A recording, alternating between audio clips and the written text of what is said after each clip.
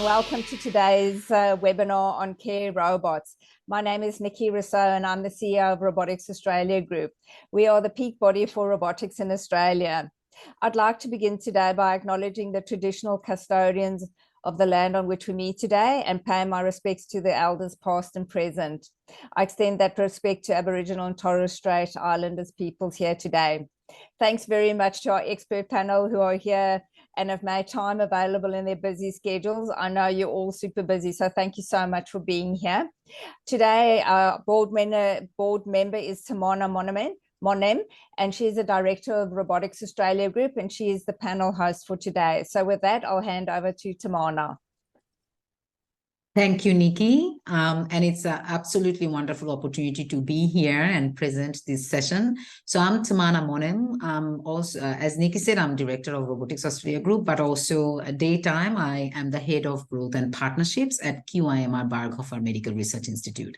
It's a privilege to be here. And then I would now invite we have three excellent speakers and panel and then businesses who are creating all this magic into that robotics and healthcare industry. So I'll invite Con from TeleIn first to introduce yourself and share your insights, what you are doing to our panel today.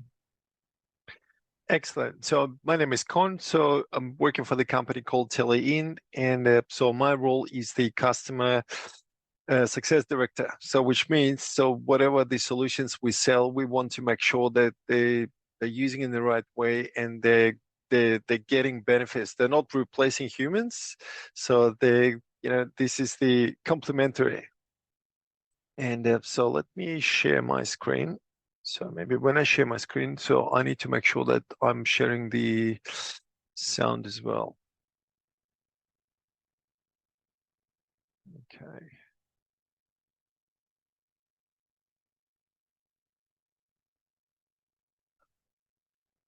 So how do I share the sound?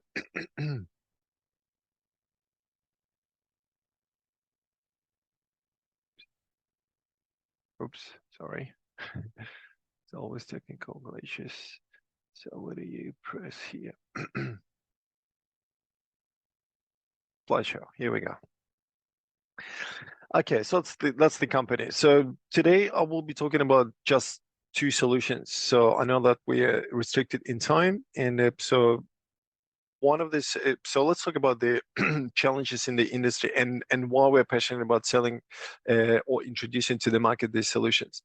So the contemporary challenges would be staff shortage. So especially during COVID, after COVID, there are lots of people working remotely, and some people so they feel quite isolated. So which means the traditional ways to get connected to those people working in isolations will be running Zoom meetings like we do now, or Microsoft meetings, whatever platform you can use. So it gives you that it's still it's a good approach, but it's not giving you exactly the same feeling as if you would be physically present in the office. And so we have a couple of solutions which will give you that new feeling that you're almost physically present in the office. And I'll share with you a couple of slides. And yeah, so let's go further. So one of the solutions, what we called is telepresence robotics. So it looks like on the picture, so it looks like an iPad on the wheels. So which means, so you don't need to put in a calendar, Zoom meetings or team meetings. So you dial in once, so you provide a link to your customer or to your employee who works remotely. So he dials in once and can be physically present in the office. You don't have to set up a separate meeting. So which means, so the person on the other end who works remotely, so once he gets access to the robot, so he can walk around the facility And so if you need to talk to the person, so you don't need to set up any meetings, you just come to the person, you can see the person, you can talk to the person, and that robot can be two different positions, can stand up, so it can sit down, and so you can communicate with them. So if you're running any board meetings or any lunch meetings, so as we all know that lots of good conversations happening during lunch breaks, so the person on the other end can walk into the lunchroom, sit with the rest of the team, and have these conversations. So let me show you. And it's got multiple cameras. It doesn't store any information on the device itself. So all information is stored in a data center based in Australia. And there are many different applications, different indices where these robots will be really handy. So for example, Department of Defense, so they have multiple remote sites when they have no humans. So instead of sending someone to the site and do something, so they have these robots available on that site. So when they can dial in and walk around with the robot and see whatever needs to be seen. So you can zoom in, zoom out, the robot can look up, can look down, and be your physical extension on that remote site. So on the next slide, so we can talk about data and everything, but it will be really good if I could play this video so you can see different applications and different indices where this will be available. One pain point that Double helped us solve was my very frequent travel. It's allowed me to travel a bit less, which has saved us money and time. Kone is an innovative escalator elevator company. Basically, we're a 24/7 facility. Even though we're working here 24/7, I'm unable to be here and my management team's unable to be here 24/7. If somebody is having an issue or somebody needs to speak with management, instead of getting out of the comfort of our homes to come to the center here to speak with them, we can simply remote into our Double and be present when we're not. In North America, Kone is based out of Moline, Illinois and Lisle, Illinois, and I work in Park City, Utah from my home.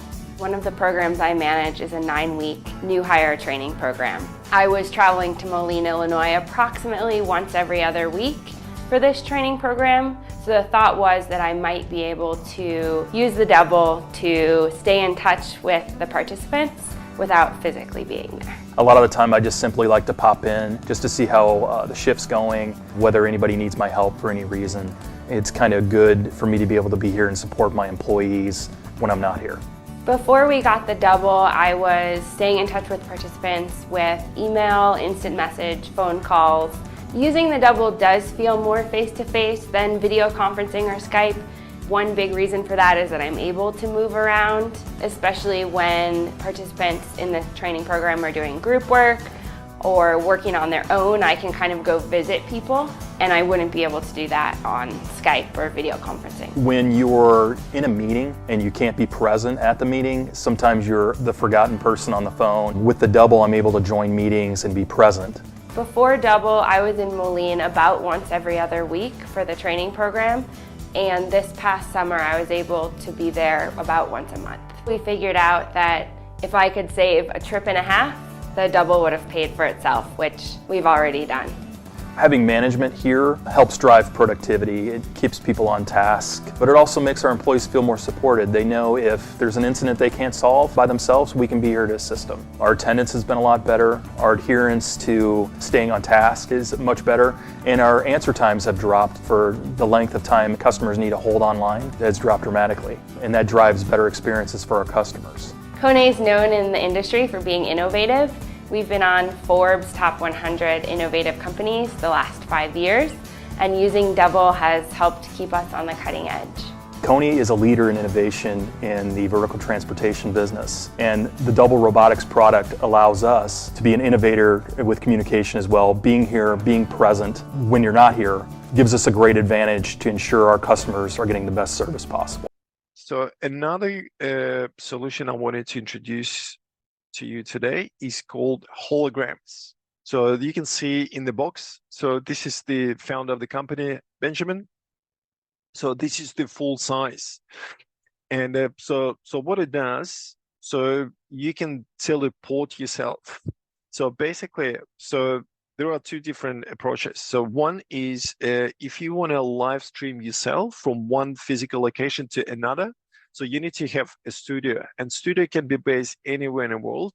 And on the receiver side, so you may have a box looking like this. The quality is so good. You will see the person in the box as if the person would be there live. And so really good applications will be for any guest speakers. So you get access to anyone in the world who doesn't need to travel, who can be find that local studio and do the live streaming. Or so you can pre-record and create some unique contents and play it for your clients.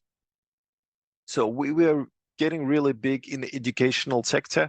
So at the moment, so we're trying to solve the problem of lack of teachers, especially in remote areas.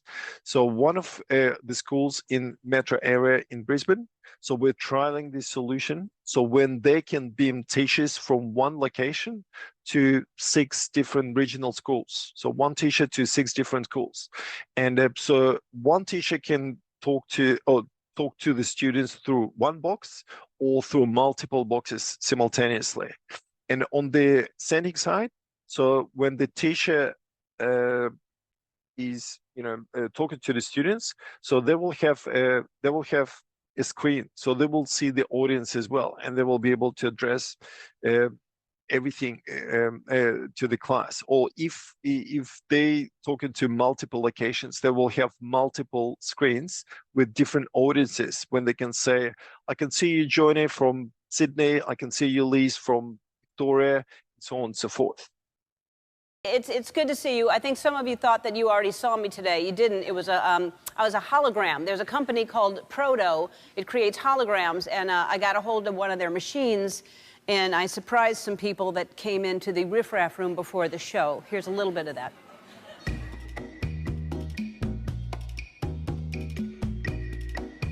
Hey, everybody.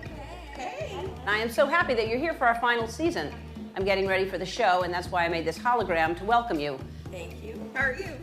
Fantastic. Thank you for asking.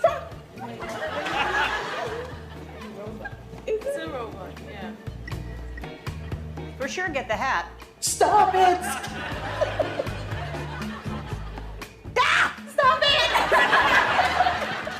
Welcome to the Ellen Shop experience, everybody. Oh, she's so cute.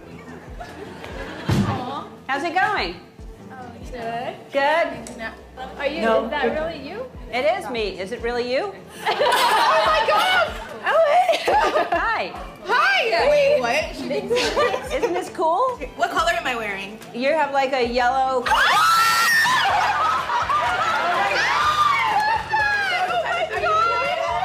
Let's all do rock, paper, scissors, okay? Yeah, I'll do it. All right. All right. Rock, paper, scissors, snap. Oh, I won. God, you wrap me in the paper, I don't did you? it. Oh, well. I did it. Ellen, I love you. I love you too. Hey, Andy, come say hi.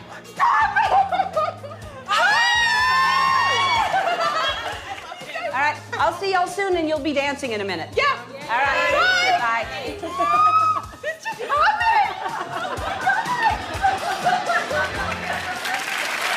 How cool is that? That was a hologram. Thank you, Proto. I don't think we had that capability 19 years ago when we started this show. If holograms exist today, who knows what happens next? Okay, so what will be the industry who will embrace this technology? Obviously, conferences, live events, so office-to-office communication. So if a company has multiple locations, so they will be perfect. So any education training, obviously, sport events. So when you have your sports stars, retail merchandising. So we've done multiple events when we had the whole team of Matilda. So we're in the box in Sydney. So then a couple of months ago, William Shatner. So he was physically based in LA, and we were live streaming him to Luna Park, Sydney. We in front of 350 marketing managers, and they all were interacting with him and asking him questions, and he would answer all the questions. Entertainment and art, largest art festival, and obviously medical. Okay, so I'll briefly touch on this. This is a big topic: impact on ESG outcomes. Well, you will save money on flying, accommodation, and everything. At the same time, you will save CO2 emission by reducing traveling time and everything. So how are we going with time? So I think we're good for now. So if anyone will have any questions, happy to cover them briefly. Anyone has any questions for Con? And for audience, I just wanted to mention that Con is a member of Robotics Australia Group and wonderful member to have. So any questions? I'm looking at the chat box. Oh, okay, let me have a look as well. Yeah, and Con, when you were talking about your teleport and William Shatner, I was thinking, was he pleased that his dream came true from Star Trek to be teleported? You will be surprised. Will Shatner, he is a big advocate of these solutions. And so he was very, well, so once again, so he's known to the older generation. He used to watch this series, and not as much as connected to the younger audience. So he felt like he was reconnected, and he was interviewed by the Facebook. So that was, it gave him, the second birth of popularity in Australia. Yeah. And so that was really interesting. And the funny thing was, so before he got into the box, so we were testing the equipment, and the guy, he was testing the equipment. So he had a dog, and he walked into the studio with the dog when everyone else in the audience in Sydney, so they could see the dog on the stage in the box. Everyone like, you allow the dog in. And I go, oh, by the way, so this is an American dog. So the dog is not physically here, but it looked exactly as the dog was in the box. Wow. But the dog was in LA. Amazing. So I actually have a question for you, Con. How do these robots work with products like Microsoft Teams? What's the interface? Yep. So they're fully integrated with Microsoft Teams. So, which means, so if you have an iPad, so you will be able to write something on the iPad, and then so all the information will appear on the other side. So what I'll do is, while people are thinking about questions, we invite our next guest speaker, Grace Brown, the next generation, like the smart kind of our star coming up, Grace from Andromeda. And would you like to introduce yourself and present, please? So hi everyone, I'm Grace. I am a mechatronics engineer and I am the founder of Andromeda Robotics. At Andromeda Robotics, we build social companion humanoid robots for the aged care sector and also for children's hospitals. And we've been building our first robot, Abby. She's like about 120 centimeters tall. She's about the size of a 5-year-old child. She actually started as a passion project of mine when I was still doing my undergraduate degree at Melbourne University. The idea, I guess I didn't have a formal presentation, but I did have a few photos that I could walk through and show you. So I'll just share my screen quickly. Cool. So so this is Abby. It's not a full-scale photo of her. That's probably closer to one. So she's the first prototype that we built. As I've mentioned, she's designed to be a companion robot for people in aged care homes, where we have her deployed in 3 different facilities at the moment around Melbourne. Her core activities focus around like social interaction, so playing games, dialogue, conversations about anything you really want to. Music is a huge thing that a lot of the residents really do quite enjoy in terms of her features. And also anything to do with memory games as well. I started building her prototype, the first prototype, when, as I mentioned, when I was a student during the COVID-19 pandemic.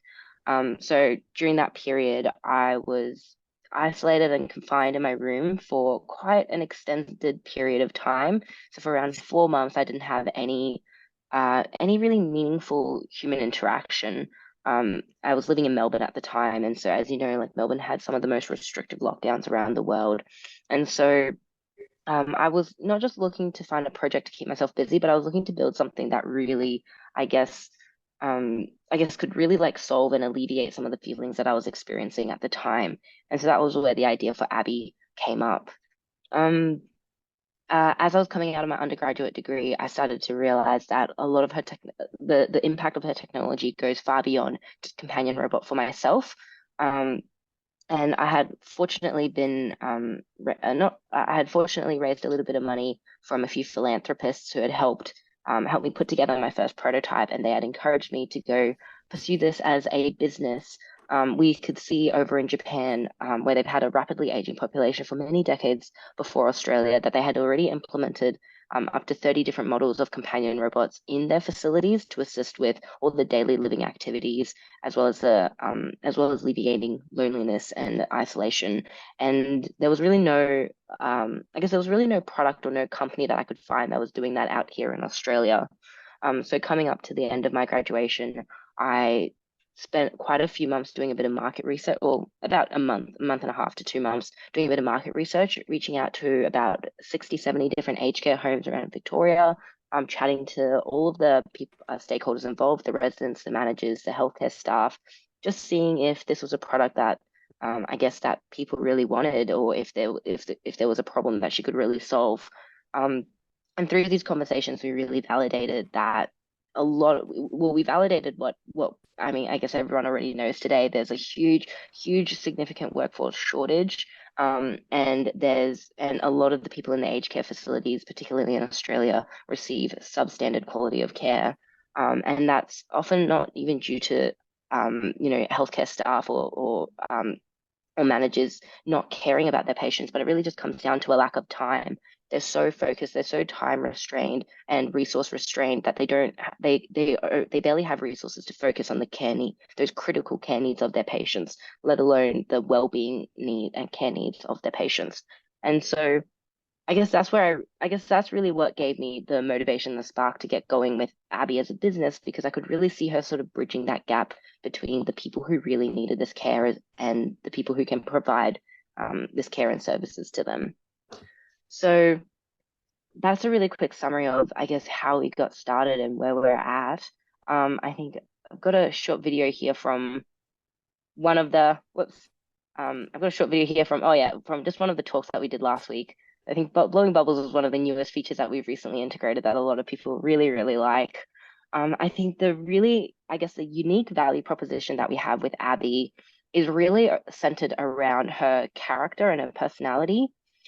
So most companion robots that you find in the market today, they're built with a one-size-fits-all mindset. So you have this one humanoid companion robot that they sort of mass produce and then deploy that. And then so everyone's sort of interacting with that same software architecture, or that same sort of response generator. And what we found really, really early in our trials is that every single person who interacted with Abby wanted something different from her. Like the way she responded, the way she expressed different ideas or topics.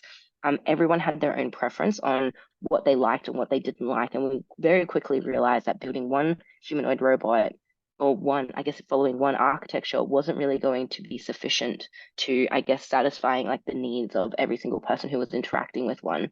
And so we quickly learned that we actually had to build out, a very like customizable personality piece for Abby. And I think that's what we've really hyper focused on within our company, is making,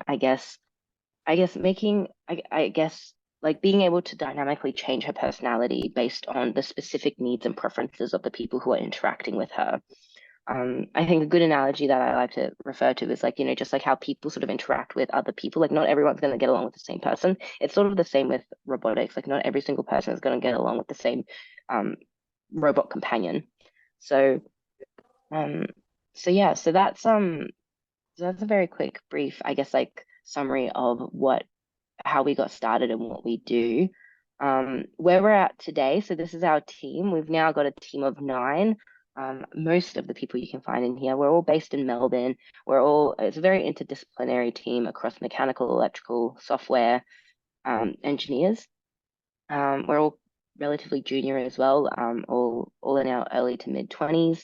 And we've just finished building version 1, which is really the second prototype. We started at version 0, and we're working towards deploying our 3rd prototype in March. So yeah, so I guess that's the that's the brief presentation that I had to put together. So yeah, I don't know. I'll leave it to questions if there's any questions. Grace, this is absolutely wonderful. Oh, okay. There's We quite have a few questions que- in the chat I see here. Yeah. So, how much does Abby cost? So in terms of like hardware and consumables, between $8,000 to $10,000. Yeah. So, but we're currently leasing her. We'll be leasing her for around between 30,000 to 50,000 per robot per year. So, Yeah. So there are a few things we are interested to know whether it has multi-language capabilities, and does it come in different colors? And when will it be available in market? So 3 questions. Yeah, no, so she does have currently she has around 10 to 13 different languages that she can speak. She actually speaks every language with an American English accent. So we haven't actually tested that feature all that much because we're not sure if there's any cultural appropriation there. She does speak multiple languages, and that's actually something that we found was heavily requested from a lot of the staff, because a lot of residents who have very severe Alzheimer and dementia, they often revert back to their native languages as their conditions become more severe, and despite being able to speak English. And so that actually makes it really quite difficult for their I guess the staff to really understand their care needs and adequately take care of them. So yeah, so using Abby as like a tool, as like a translator, that's just one of the many features that we've integrated. And the next one was, are the colors customizable? Yeah, the colors are fully customizable. At the moment, we just sort of print her on whatever filament is in the 3D printer. So she's fully 3D printed, all using PLA plastic. Once we, I guess, like finalize our commercial product, that will most likely be designed using manufactured using carbon fiber composites. But with the prototype that you see here, that's all fully 3D printed with PLA plastics. So but in terms of when she's going to be in market, well, she's technically in market already. We've already deployed her with some of our a few very early customers who just sort of want to get a bit of a taste and feel for what she can do and her capabilities and her features. And this also gives us a lot of feedback in the design process on what we, I guess, need to iterate on and what we need to change. And so she is technically in market already, but it's still a very early prototype that's in market. We imagine that we'll do like a mass deployment, a mass launch, probably like around 12 to 18 months from now. And it's St. Bernard dog version planned. So that was a brilliant there, Grace. Really great. But it is interesting looking at the configuration of the robot. Like it's the actual voice response and characterization seems to be the easy bit, but it's the actual physical structure that's the challenge, and making a robot not look like a robot. And I was also working in an aged care home, and the suggestion was it should look more like a St. Bernard dog, like something a friendlier thing. Are you looking at different physical configurations? I mean, that's a really good point. Like, yeah, we definitely wanted to keep her aesthetic as a robot. Like we're not going into like prosthetic skins or anything quite like that.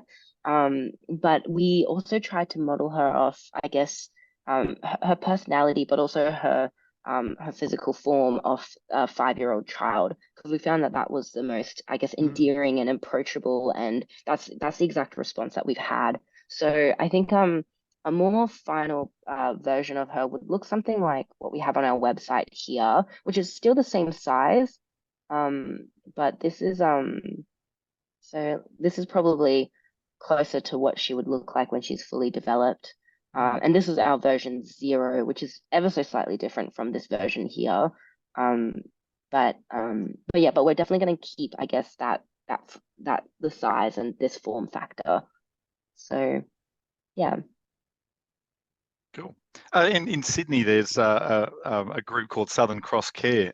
They do aged care facilities, and they would be particularly interested in this. I'm not sure if you've made a connection yet to New South Wales and Sydney, but I'd be happy to introduce you to Gaynor, who's has a nursing background, but she's a very innovative person, and Southern Cross Care are quite a large aged care service provider. Yeah, they're actually they're on our hit list of people that we want to work with.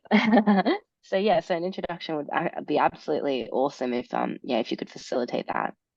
We're actually speaking to Christian, who's a board member as well. So that's oh, fantastic. Yes. Oh, fantastic. Oh, that's awesome. And also CSIRO, we've got another, there's an initiative called Collaborative Intelligence, which is looking at a human-machine interaction, and that might be a group that you might also, your team might would benefit engaging with. That whole area of how humans interact with machines, equipment is definitely an area of research interest. Yeah, And no, Grace, absolutely. Oh, and Grace, sorry. does your team reach out to schools? Because there's another question. It's like it would be really inspirational for the school kids to see what you're doing. Yeah, so we actually never really originally set out to work with school, at least not at this stage, but we had so much interest, like from almost every talk we do, I have at least a teacher or a principal, following up with me, asking me to come to the school to give a talk, or, so we actually are now just starting to, explore how we could possibly collaborate with secondary education.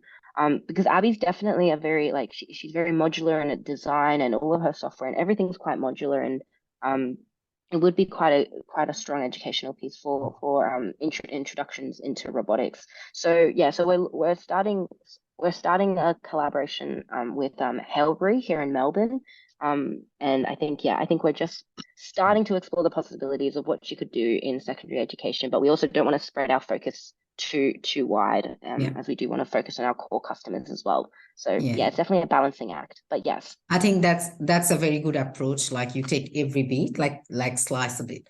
So thanks very much, Grace. And now we are inviting our next guest, Andrew Costello from IMRA Surgical. And Andrew, please introduce yourself and then share your journey with us.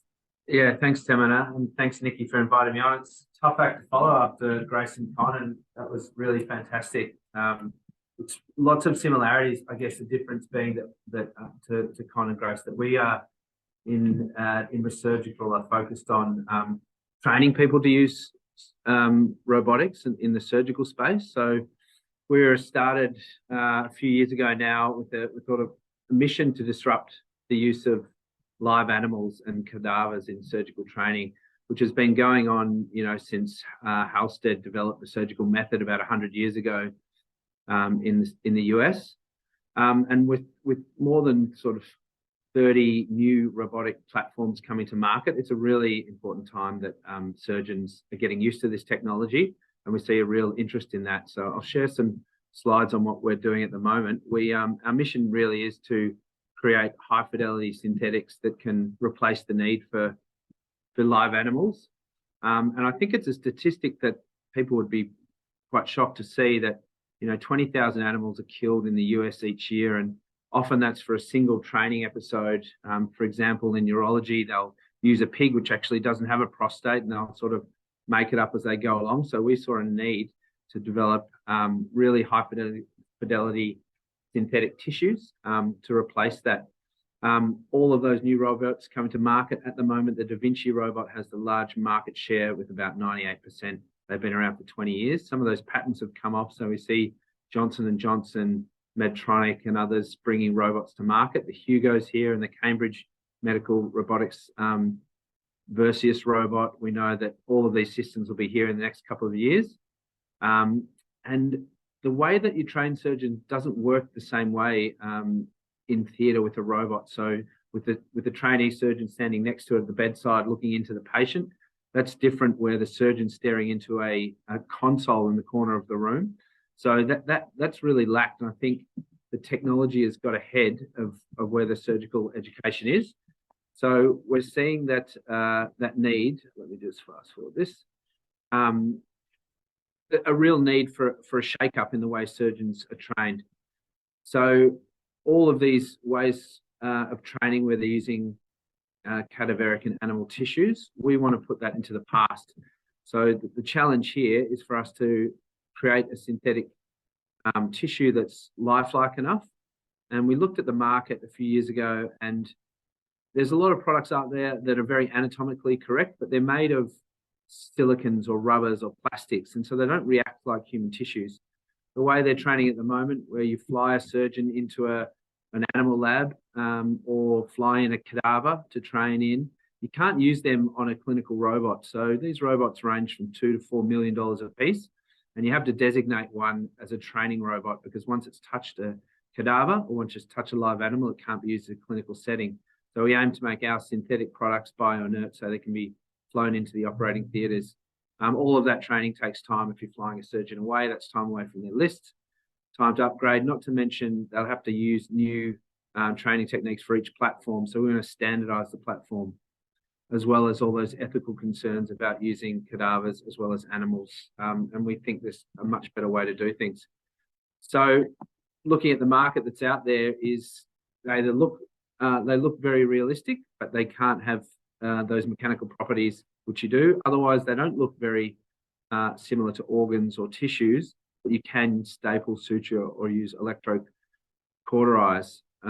So we aim to get right into the middle of that sweet spot and make something that not only looks very realistic, but you can use those advanced surgical instruments on them. And we've cracked that code in the last couple of years, primarily with some collaborations. We collaborate with RMIT, Monash University, CSIRO, and a long-standing research agreement with the Melbourne Uni Biomedical and Tissue Engineering Department. So all of these advancements in, beyond meat, as well as drug delivery through synthetics and tissues and hydrogels, we've been able to sort of harness some of that know-how in the Parkville Biomedical precinct and bring that across to designing these tissues. So we want to improve efficiency, and we also want to add data to the way that surgeons are training. So we have apps and ways to measure how surgeons are performing. That tool on the right there is what we call our RoboSet HydroSkin. It's got some things, you might be familiar with that game of Operation. So a surgeon that hasn't used a robot can come in and just get their hand-eye coordination, those dexterity skills using these, cut out the star and circle. There's a tumor there, add sutures and use that obstacle course, so that by the time they get to a patient, they're really not thinking about controlling the robot. They're thinking about how they're best performing the procedure. So I'll show you a video here of one of our biomedical engineers, and we have a great partnership, like I said, with Melbourne Uni. So I know that Grace mentioned she studied mechatronics, and we take a lot of interns in from the biomedical and mechanical engineering school who help us solve some of these tough problems. So the IMRA Surgical company is split into two divisions, the IMRA Next, which is our online and in-person workshops and educational content, and then the Pindari product. So the great thing about having in-house education here in North Melbourne, where we're situated, is that we have a lot of surgeons coming in. So our product development team, who are innovating and iterating different procedural models, can put them on the table. We have two robots here at the moment, the Medtronic Hugo, as well as the intuitive Da Vinci robot, and the CMR Versius robot comes in. They can use those robots to test our bio-inert synthetic materials and give us feedback on how to create really effective training procedural products. So an example of that is when you're making a training product, it doesn't necessarily have to be exactly anatomically correct. We've got that right, and we can make something that looks, feels, and reacts very, very similar. But what you're doing is designing an event for a surgeon to train on. So we might augment or enhance or elongate some parts of a procedure or a model so that a surgeon can perform a few events or procedural steps in repetition. So we're focusing on 4 main surgical disciplines at the moment: gynecology, urology, colorectal, and general surgery, and all of those are predominantly abdominal or pelvic surgeries.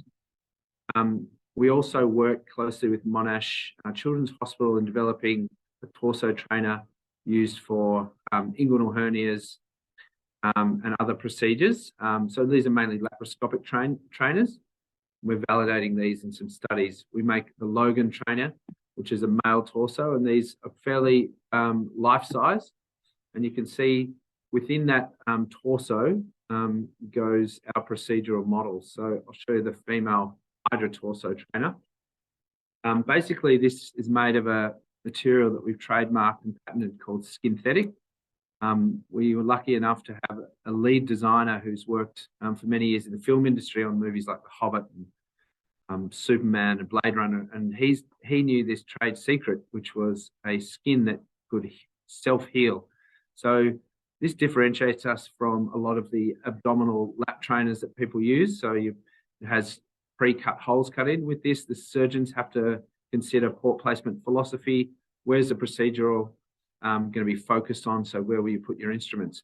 So this model can expand through an insufflate, through adding gas, and instruments can be added, and then it can be reused a few hundred times.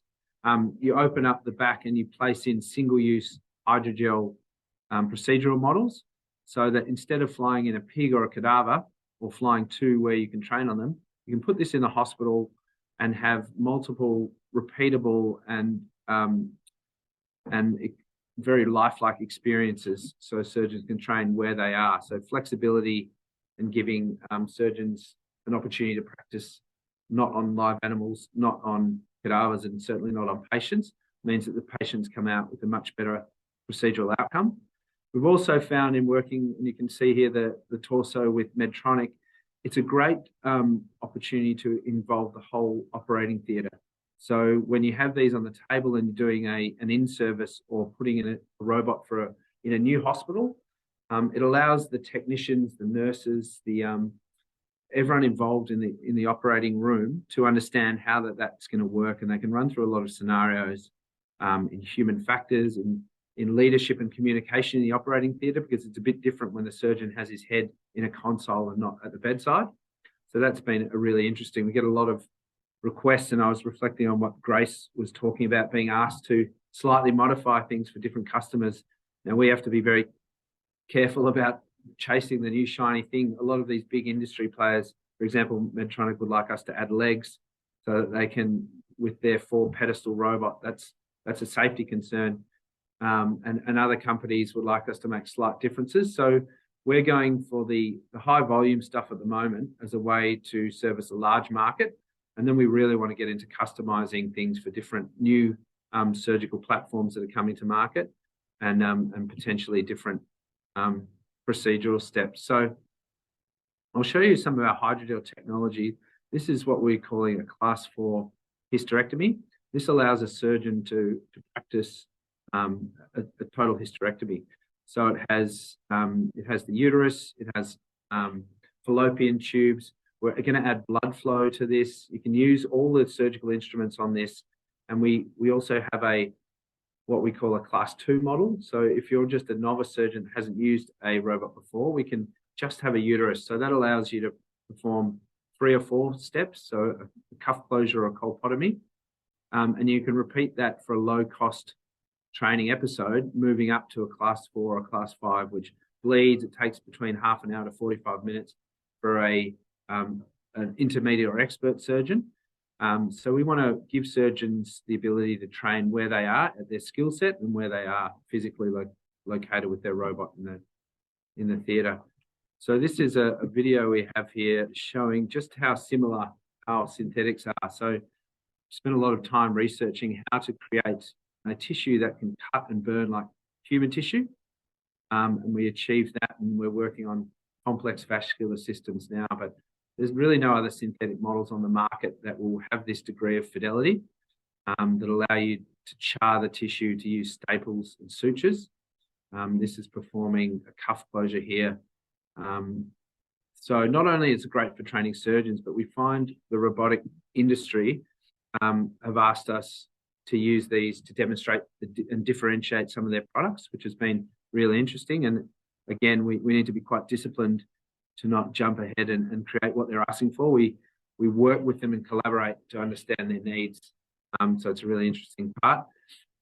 This was the Class 2 model I was showing you before. So that's a really low-cost model which can ship out now. Surgeons can do it after they've done a case. If they want to train or assess a novice or a young surgeon, or what we call a set trainee or a registrar in the US, see where their skills are away from a patient.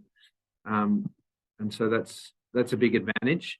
That's the cuff closure again, using those electrical energy devices with the robot.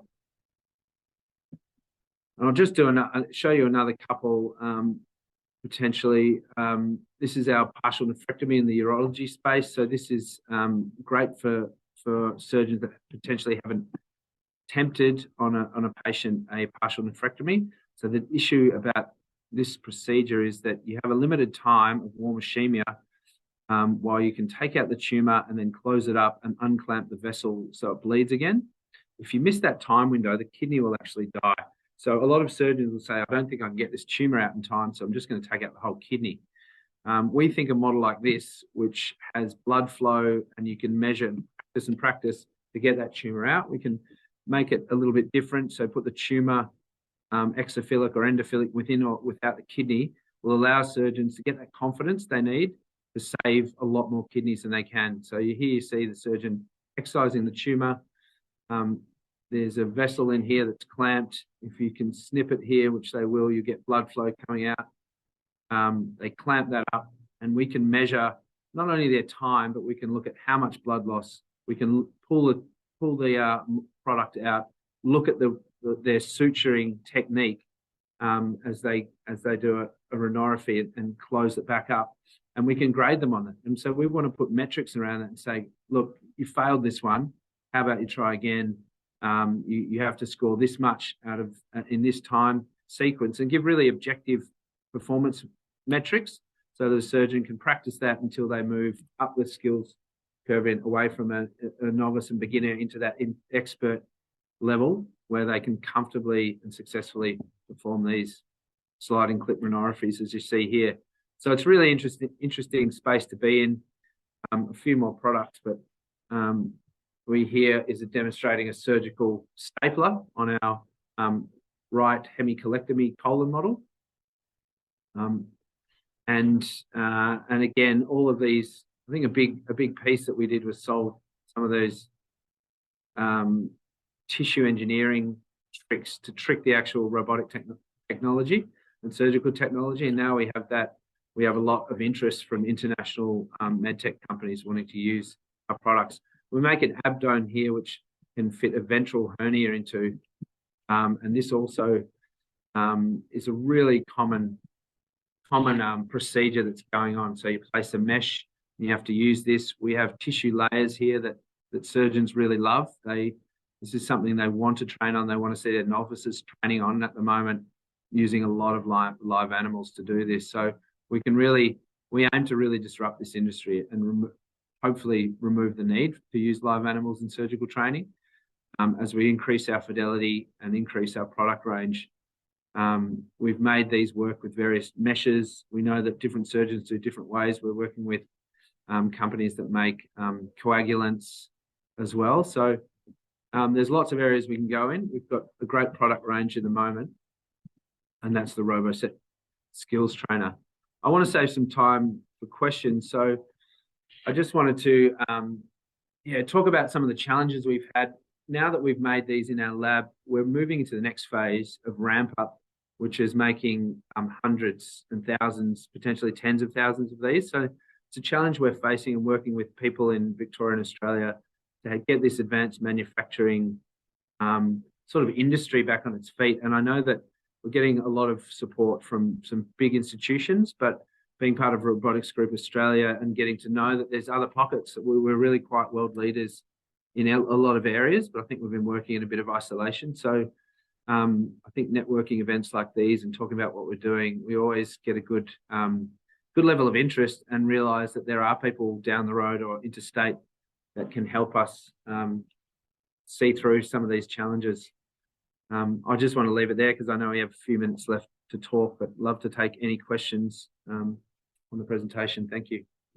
No, thank you, Andrew. It's absolutely wonderful. All of the presentations really I'm blown away with the caliber and the capability and the opportunity that upcoming. So I want to throw a question, which is always my question to everyone, is what keeps you awake in the middle of the night? What gives you the heartburn, chest burn? Yeah, I'll answer that quickly. Is just getting an order for 1,000 of these things when I know we have a small team that do a lot of the assembly and manufacture. So keeps me awake, but in a good way, because we think about the ways we'll scale this manufacturing up from a fairly small footprint to something larger.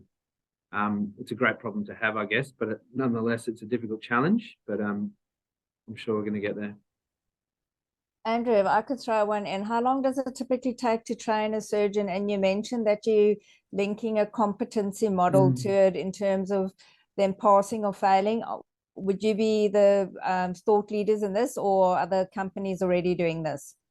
No, absolutely, we're thought leaders. So we've had our education content endorsed by the Royal College of Surgeons. At the moment, a surgeon will do a medical degree, and then that'll take 5 or 6 years, and then they'll go into a surgical training, which is another 5 or 6 years, and they won't even see a robot in that training as it stands. So they'll have to go on and do a fellowship, which is a year, or they'll get their hands on bit by and piecemeal as a consultant. So we want to change that by introducing, proficiency and performance-based training so that they can, it's not numbers, do 3 of these and then you're qualified, which is the way it is. Go and do an operation on a pig and watch 2 more and then you can be a robotic surgeon. We want to say once you've achieved these proficiency benchmarks, then you're qualified, and it'll probably be the colleges or the hospitals that'll sign off on that. But we want to give them that pathway to say, this surgeon's been through our protocol, and that can take, there's probably 20 hours of simulation, about 15 hours of online content, and then lots of workshops plus mentoring. So that can take, months really, not days or weeks. And then we have a fellowship for a year to make a robotic expert, but it varies based on skill level, time commitment. Surgeons are very busy people. So we want to embed that in the surgical training, and so disrupt the sort of way that RACs have endorsed this, and other people around the world are on the same path. Makes sense. Yep. Can I ask there, Andrew, are these structures, are they 3D? You can now 3D print multiple materials, but they look like they're kind of hand sculpted, like handmade. How do you make them? Oh, they're technically phantoms. So we print the molds with a negative space there, and then fill them with our material. But really interesting, we are working on 3D printing hydrogel materials, which hasn't been done before. You can do it at small scale, and we're just wondering if that's a way to scale up. Obviously, then we'll have to have a lot of 3D printers, but we're looking at different manufacturing techniques. At the moment, the complex ones like the Class 4s are multiple components that need to be assembled. So they're quite time-consuming to make, but we can get there, and we think. So just for your interest, there's a company in Sydney here, Applied Robotics, Dr. Paul Wong, and he's a world expert in apparel robotics. So basically the manipulation of very difficult products, not pieces of steel that behave themselves, but floppy things that have to be controlled. And he designs and builds, automation systems. He does all the kind of automation that nobody else can do. So if that might be of interest, if you're trying to find a service provider that can that wants to be challenged with difficult products, manufacturing difficult products, that may be a contact you might be interested in. Yeah, it is. Thank you. I've seen the automation and we thought, oh, ours is a bit fiddlier than that, but that sounds like a great introduction that I'd like to take you up on. Thank you. If you've got an email, I can introduce you. Perfect. Christian, I'll do the connection for you. Yeah. And I think in the end, if everybody shares the email to Nikki, and then Nikki can actually share it across the group and then facilitate the networking and follow up. Yeah. More than Well, happy. we are conscious of time. We only have 5 minutes. And if there is no other questions, Nikki, would you like me to wrap up, or I'll hand over to you for a quick wrap up? But thank you everyone for the beautiful presentation, and thanks the audience for being there. And as Nikki said, it will be available in YouTube, and we'll make sure that we'll just wishing you well for your wonderful journey ahead. Thanks, Tamana. Yes, and thank you very much to our presenters. We really appreciate that you are busy. Grace, congratulations on your fantastic journey, and Andrew, expect to knock on your door for a personal tour and a membership prospectus, and that's to anyone else listening to this webinar today. We really appreciate your support of Robotics Australia Group's work.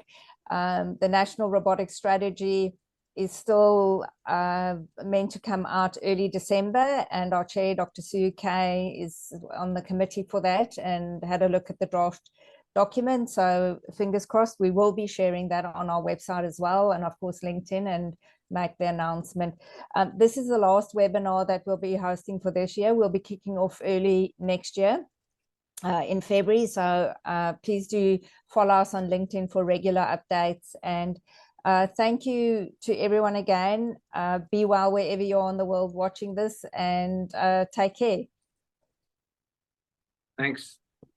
Thank you. Fabulous presentation.